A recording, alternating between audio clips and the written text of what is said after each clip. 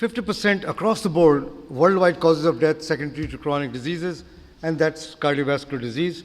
Maybe it's even more in India.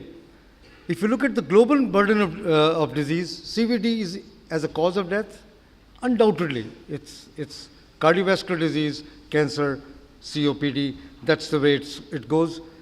Many, many years ago, we finished the study, the CREATE study, which said that STEMIs, some of the greatest numbers of STEMIs will actually take place in India. And even till today, that's correct.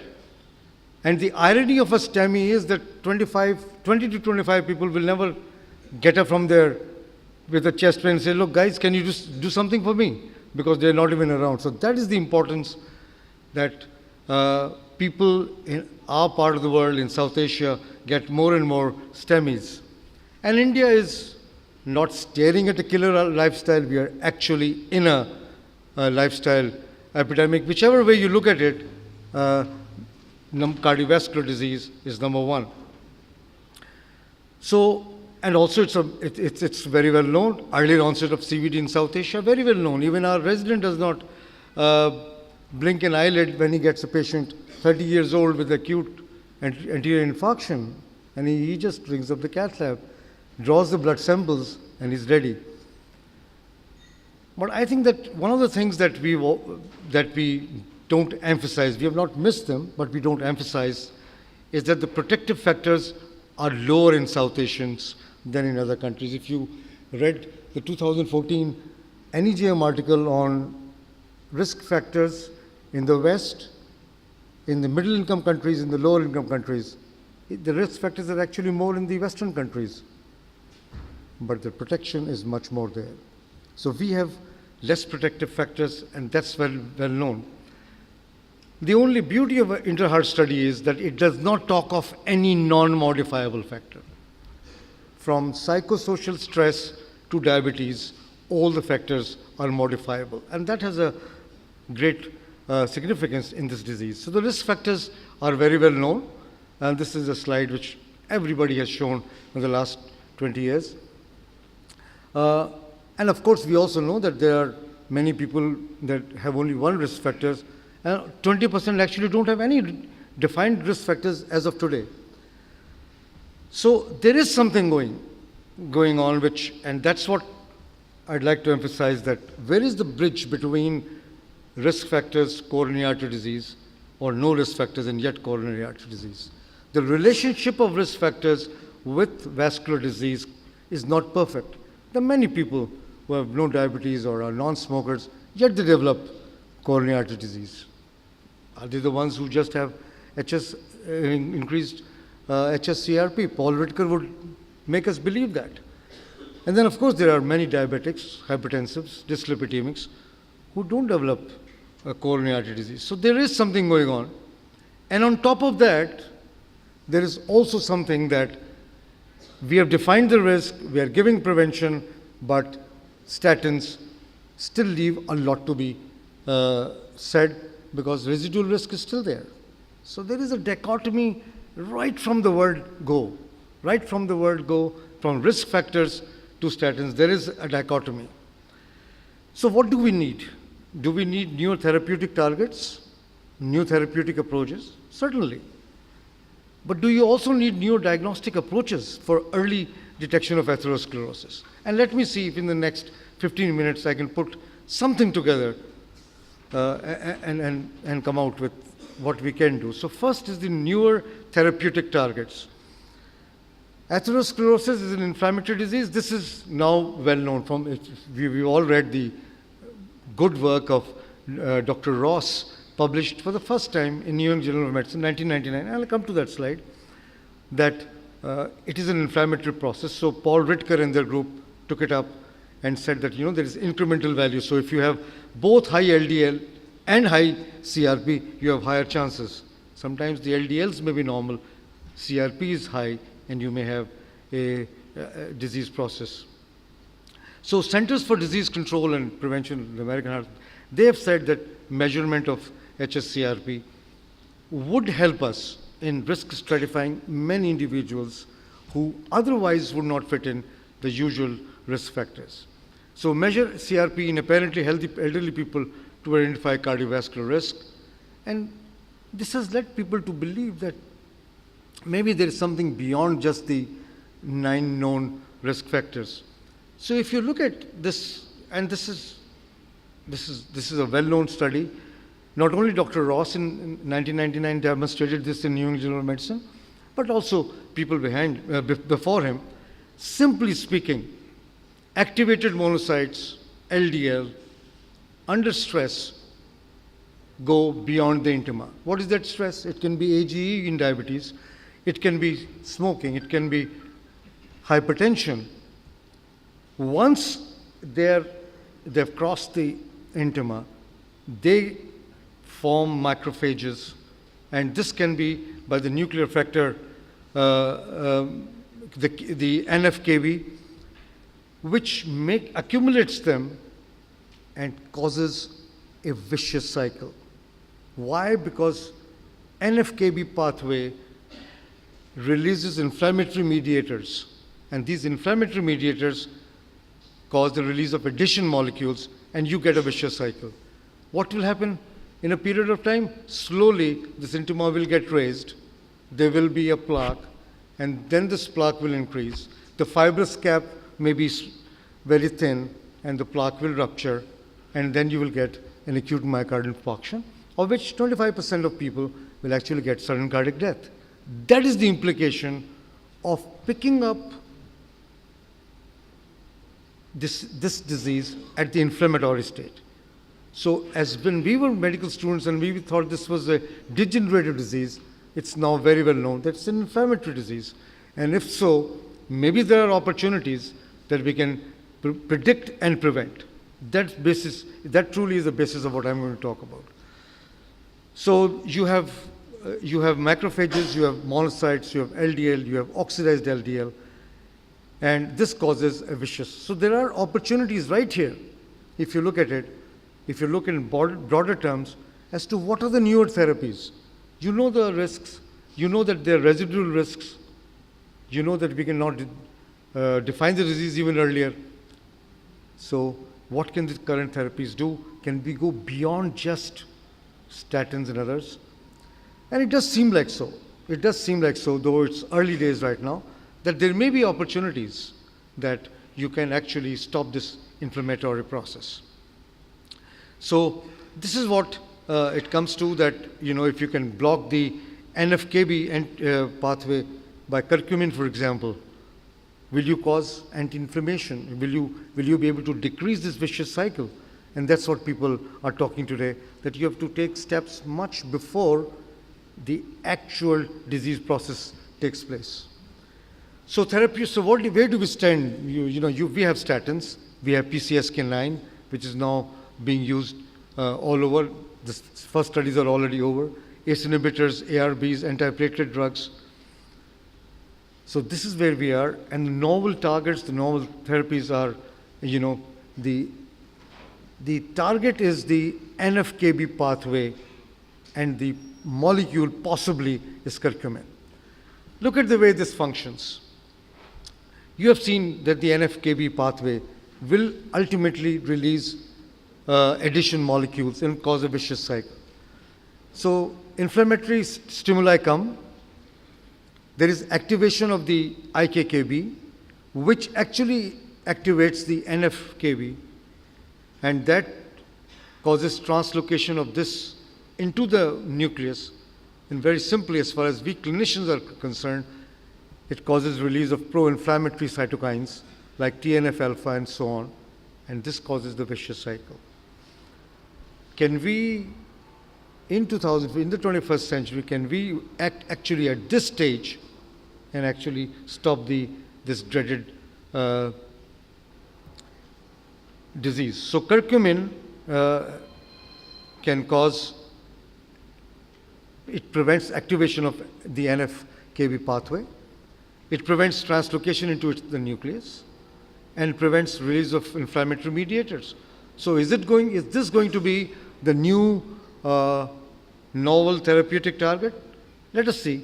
There are some studies that it decreases C-reactive protein, that it decreases MI associated with cabbage. Effects of curcuminoids in frequency of acute myocardial infarction after coronary artery bypass. This is being studied. People have demonstrated that almost from 30% to 13% can be brought down by the use of curcumins. That's the impact of this drug. Also, people are talking about standardized preparation, which can improve endothelial function. Ultimately, everything emanates from endothelial dysfunction. Can the oral supplementation actually help attenuate proteinuria, transforming growth factors? All these things are in a state of flux, but possibly are in the horizon. That there may be therapies, just as many years ago, somebody talked about simvastatin in the 4S study. People were taken aback, said, look, is this going to be the next revolution? Well, it did happen that way till PCSK9 came up, and now this may be the next novel therapeutic way to go. So other promising therapies are also there, though they have not been studied as well, and obviously studies are going on in this field. So what do we need? I again come to the same question. We needed newer therapeutic targets first, new therapeutic approaches for sure, but we also need newer diagnostic approaches for early detection. How do we even come close? We can't just give drugs to people just because their HSCRP was raised. So can we do something there? Can we find newer diagnostic approaches for early detection of atherosclerosis? The fact of the matter is that though people talk of disease, early disease in the younger Indians, we still do not have a risk factor calculator. We depend on Framingham, which doesn't work. We depend on ACC-HA, which doesn't work. We talk about the pooled cohort data, which doesn't work. Recently, we published data in the Indian Heart Journal in January of 2015, and we said that JBS3 was possibly the one which is closest to risk stratification in Indians. Be that as it may, the newer diagnostic approaches for early detection of atherosclerosis, there is a paradigm shift. Now nobody is talking of MIs and TMTs. Now we say, can we detect your disease at an abnormal vascular health level? Can we do flow-mediated vasodilatation and say, look, you're a diabetic, your flow-mediated vasodilatation is decreased, you're at a high risk. Or if we miss that, can we actually pick up atherosclerosis in the body without an MI actually having taken place?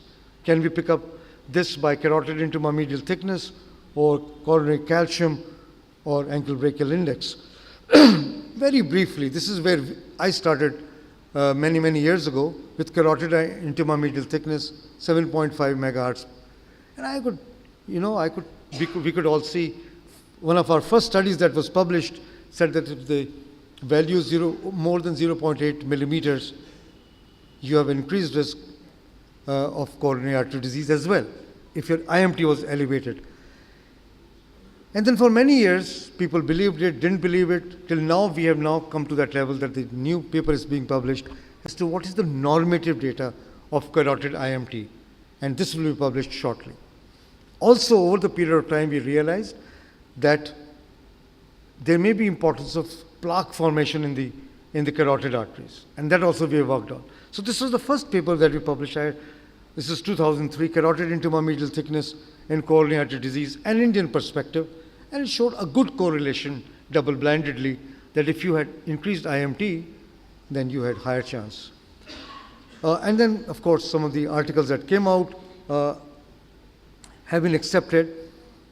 And then we got together with Dr. Valentine Fuster's group in a small district town in Haryana, and we said, okay, so we did a intima-medial thickness rapid screening for subclinical atherosclerosis. And this is called the Heart Attack Prevention Program for You. Sub-study, this was the HAPPY study. So people have made efforts to actually pick up the disease before it actually becomes manifest. And one of the first things in this field was the brachial artery flow-mediated vasodilatation. It's a beautiful study, the Young Fin study from Finland, which followed people from age 3 years to 30 years and demonstrated that those people who, children, adolescents, pre-adolescents, who did not have any brachial artery flow-mediated vasodilatation was not impaired. That means their endothelial function was normal, despite their having risk factors, actually didn't have manifest disease. So that's the importance of flow-mediated vasodilatation. I'm not going into the details of how these things are, but I'm just saying that once we have normal therapeutic targets that we are looking at, we should also look at diagnostic modalities. The MESA study was just showed very beautifully that if the FMD was impaired, see how quickly this chart parts. And those in whom there was flow-mediated vasodilatation was abnormal and not normal, you can see that there was a higher incidence of vascular disease. So there is incremental value of demonstrating flow-mediated vasodilatation. And maybe that's where the addition of biomarkers and imaging techniques will help us. We have now done work on AngioDefender, where you don't even need an echocardiographic machine. You don't need a 7.5 transducer. We can do it by an automatic FMD measurement, and this is going for FDA approval this year. The other thing that we worked on was arterial stiffness, and this has been alluded to, that systemic hypertension is such a... The arterial stiffness, again, as somebody said in 16th century, a man is as old as his arteries. Well, arterial stiffness is also a preclinical way of picking up disease. And we have all these modalities in our institution. Stiff arteries, arterial stiffness, increased pulse wave velocity will predispose you to getting coronary artery disease and vascular disease. So measurements of arterial stiffness can be done by systolic blood pressure, pulse pressure, augmentation index. These are all measures of arterial stiffness. Again, we are looking at preclinical disease, that we are looking at markers of disease. And this was an article that came out last year. Aortic pulse wave velocity improves cardiovascular event prediction, not necessarily in hypertensive individuals. This study from Israel definitely demonstrated that even those whose pressures were normal, but they had arterial stiffness, and it's easy to understand because that causes a stress on the left ventricle, and also because of stiffer arteries, you don't get blood supply, adequate supply during diastole, which is when the coronaries get filled, the CV event rates would be higher. And then this was a very provocative editorial which said aortic stiffness for cardiovascular risk prediction, measure it and do it. So in a sense, the world is moved to imaging and also to methodologies that can pick up disease in a person before he becomes a patient. And of course, coronary artery calcium scoring is well known. What does it signify? It is highly suggestive of increased atherosclerotic burden and increased, and there is no doubt about it. What we did work here was to demonstrate that if you actually combined IMT or pulse wave velocity, it is as good as calcium because this is an expensive test. So Prathiman Shah, this was again a good editorial. Should you screen asymptomatic individuals for subclinical atherosclerosis? And today I'm sure vehemently everybody will say that if you have a high-risk individual, somebody whose father has had a bypass surgery at age 55, he's sitting in front of you age 30 and he says, look, can you protect me? My father was pretty young and he got an MI. I think there are tools that we can pick up, protect him, and also try newer therapeutic modalities. So the answer to this question is, should we do it? Yes, we can. It does matter, and it's got incremental value to help individuals, and particularly societies where MIs take place at age 30 or even below. So who's older here from chronological age to the vascular age? This is what the thinking is now. That one doesn't look at the chronological age of the person, one looks at his vascular age. There are people at age 90 who are so articulate, who are so active just because their vascular aging has not taken place because of lifestyle measures. And we have one of the biggest proponents of yoga sitting right next to us, Dr. Manchanda. And I'm sure this helps person not age vascularly, though chronologically he may be in the 9th decade. So this young gentleman who's aged 38 with an IMT of over 0.8 or 0.9 is obviously older than this six-pack abs whose IMT is only 0.52. So how do these different tools compare with each other? In our own studies, we have found that these are very good. Again, this article was published in the Indian Heart Journal, that can you look at subclinical atherosclerosis, and we have evidence to suggest that the CIMT and pulse wave velocity is a good combination, is an excellent combination, can be done in larger studies, and we have done that already. So normal value of both these, average CIMT and pulse wave velocity, could exclude coronary atherosclerosis. So curing atherosclerosis would be the next major prevention role, and that truly is why we are here. We are looking at earlier and earlier prediction of disease, that we are no longer worried about a thallium being positive or a stress echo or a TMT being positive, because that's just detection of the disease. That you found out, yes, now this person has 3-vessel disease, and even that they won't pick up many a times because of their sensitivity and specificity.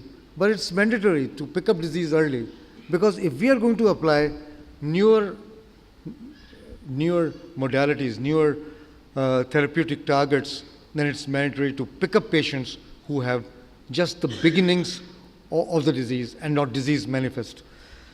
So, Mr. Chairman, ladies and gentlemen, I've been impressed with this editorial which came out.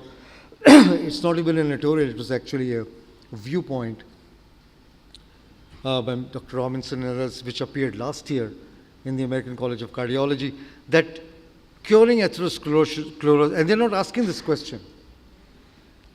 They are saying curing atherosclerosis should be the next major cardiovascular prevention goal. And Mr. Singh and your company, you are already thinking in those terms, that don't let the disease get manifest, but catch it before it occurs. I laud you on that. Thank you, ladies and gentlemen, for your patient hearing. Thank